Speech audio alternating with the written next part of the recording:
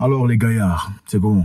Vous allez bien? Bon, il y a quand même de quoi s'inquiéter. Il faudrait qu'on en parle, c'est très important. Si on n'en parle pas, c'est lâche. En Tunisie, les gens comme vous se font battre depuis un temps. Quelques jours, ils se font battre, ils se font rafler, racler comme des...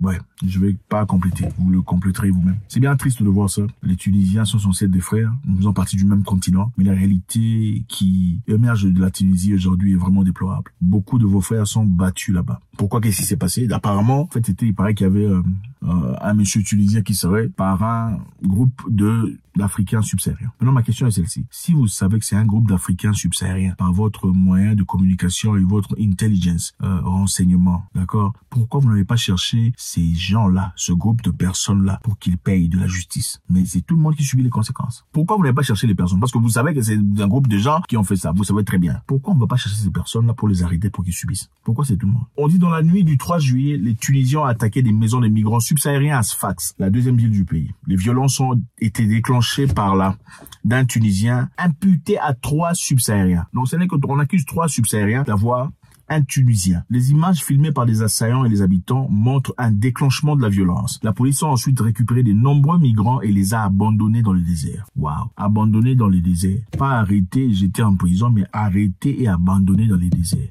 Ça vous dit quoi ça? La police. Ok, tous les Noirs qui passaient dans le quartier ont été tabassés. Le 4 juillet, Guillaume, un migrant originaire d'un pays d'Afrique subsaharienne, a tendu la main à l'équipe des observateurs de France 24. Il vit à Gremba et dit à Gremba, les maisons de son quartier ont été attaquées par des groupes d'hommes tunisiens. Il a réussi à s'échapper et dit qu'il est maintenant dans un endroit sûr. Il a raconté ce qui s'était passé dans des messages vocaux tremblants. Si tu fais l'erreur de traîner près du commissariat, ils t'enverront dans le désert.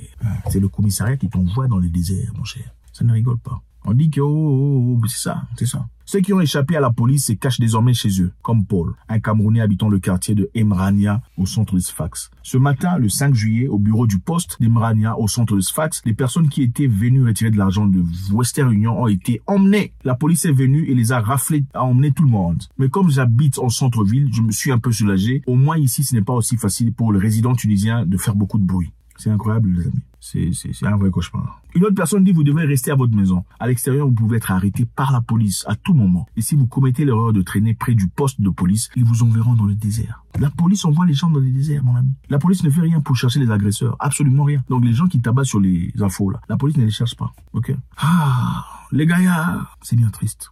C'est une triste réalité. Vous savez, les Tunisiens, on les aime, tout ça. Enfin bref, les Africains, les subsahariens aussi, on aime un peu trop. C'est ça le problème. On aime un peu trop. Il faut diminuer ça. Quand on vous traite mal, il faut savoir réagir par rapport à ça. Et aussi, surtout, éviter de partir là où on vous traite mal. Vous savez, ceci a commencé après que leur président a fait un discours. Son discours était qui paraîtrait qu'il y avait, il y avait un complot de changer la démographie tunisienne, de changer la démographie des Arabes aux Noirs. Donc, quelqu'un avec ses amis ont un complot d'envoyer d'innombrables subsahariens en Tunisie dans le but de changer la démographie. Donc, à force de faire des enfants, vous serez beaucoup plus que eux et ils vont s'éteindre. Alors, pour ça, il doit tout faire pour combattre ça. C'est ça. Comment il s'appelle? Monsieur Saïd, le président de la Tunisie, a fait des remarques extraordinaires que ces personnes faisaient partie d'un complot visant à changer la composition démographique du pays d'Afrique du Nord. C'est ça. Qui a une culture majoritairement arabo-musulmane. Comme l'histoire le démontre clairement, cette tactique est dangereuse qui mène souvent à la violence. Et c'est précisément ce qui s'est passé en Tunisie. Donc le président est venu ouvertement dire, bon écoutez, il y a des gens qui sont en train de faire leur complot de changer la démographie du pays. On veut changer les arabo-musulmans en noirs. Hein? Ouais ça? Ils sont en train de regarder un blanc là avec sa femme noire. Ah, c'est rare hein, ces histoires. La femme est en train de conduire. La belle vie hein. Bref, en tout cas les amis, c'est choquant.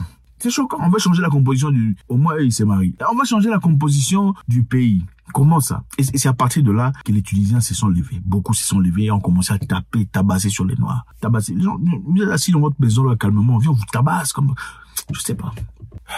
Et ce ne sont que nos présidents. Après, on a parlé de ça. L'Union africaine a semblé réagir un tout petit peu en retirant simplement la date qui était attribuée à la Tunisie, la date de faire une réunion. Il fallait qu'il y ait une réunion en Tunisie. Quand ils ont fait ça, ils ont dit on va plus faire la réunion. Tu sais tout ce que la Tunisie a subi comme répercussion. Et il y a eu un président là, je sais pas, je dirais pas le nom, qui est parti. Il a dit non, moi je le connais, il n'est pas raciste. Il n'est pas raciste. Non. La police te prend, te jette dans les déserts. Ça, ce n'est pas raciste. Non, dites-moi. Hein. Vous avez déjà entendu dans quel pays qui se respecte? Les gens prennent les gens, on les jette dans les forêts. La police prend quelqu'un, le jette dans les forêts. Ou prend quelqu'un, le jette dans le désert. Vous avez déjà vu ça? Ça, c'est quelle police? Dans le désert, c'est pour faire quoi? C'est pour que vous vous perdiez et que vous déshydratation, tout ça, tout le bazar, chaleur, n'est-ce pas? Pourquoi on les met pas en prison? Bon, si vous cherchez vraiment des criminels dans l'objectif de faire la loi, pourquoi vous ne faites pas d'enquête pour trouver ces vrais qui, parce qu'apparemment vous connaissez, vous savez que c'est 3, vous avez dit qu'ils sont 3. Si vous savez le nombre, donc vous connaissez beaucoup plus, n'est-ce pas? Vous savez que c'est 3. Pourquoi on ne cherche pas les 3 là pour les mettre en prison? Mais on prend des gens qui sont clairement innocents. Si vous avez arrêté 3 personnes, c'est-à-dire qu'il y a probablement tout le reste sont innocents. Pourquoi vous prenez les innocents et les mettez dans les déserts? L'objectif c'est quoi? Il faut regarder les choses telles qu'elles sont. L'homme ne change pas, les amis. Il devient de plus en plus lui-même. Il faut jamais chercher des excuses pour quelqu'un. Oh, vous voyez, c'est parce que dans sa vie, c'est à cause des parents, ses parents sont morts, je sais pourquoi il a un mauvais cœur. Non, ça ne vous regarde pas. Il a un mauvais cœur, il a un mauvais cœur. On s'en fout. Ses parents meurent ou pas. Est-ce que c'est lui le premier qui a perdu les parents? Non. Toutes les personnes qui n'ont pas eu de parents dans leur jeunesse sont tous mauvais. Non.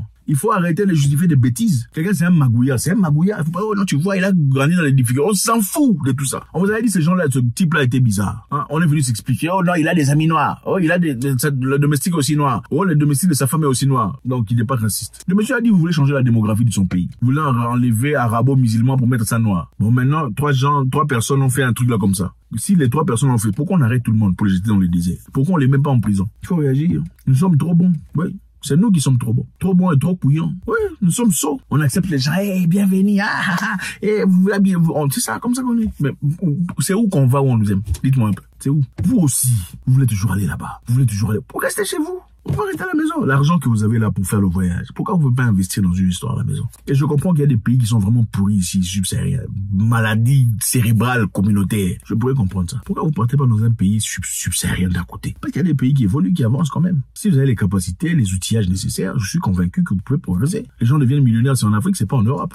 Écoutez, les Africains qui deviennent millionnaires en dollars, c'est en Afrique, hein. C'est pas là-bas, hein. C'est clair, on ne vous aime pas, mais vous y allez toujours. Vous cherchez quoi? Faut arrêter.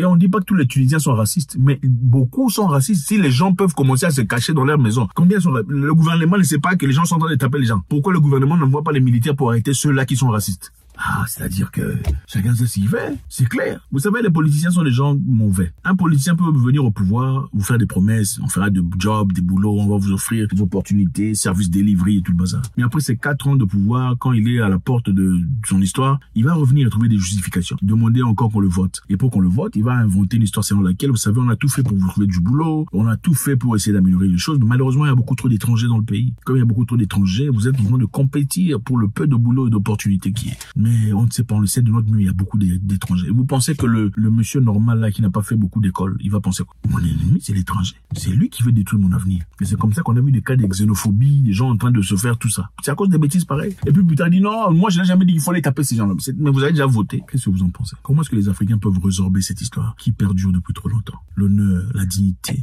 la présence d'esprit. On n'est pas considéré nulle part. Mais il faudrait que ça change. Qu'est-ce que vous en pensez? Nous voulons votre implication. Écrivez quelque chose. Dites-nous ce que vous en pensez. Comment on peut faire? C'est quoi la meilleure solution? Est-ce que les Africains doivent rester chez eux pour chercher? D'ailleurs, est-ce qu'il faudrait qu'on se batte contre nos gouvernements paupérisateurs, nos gouvernements voleurs, nos gouvernements kleptocrates dans l'objectif de changer la donne? Faites-nous savoir. God bless.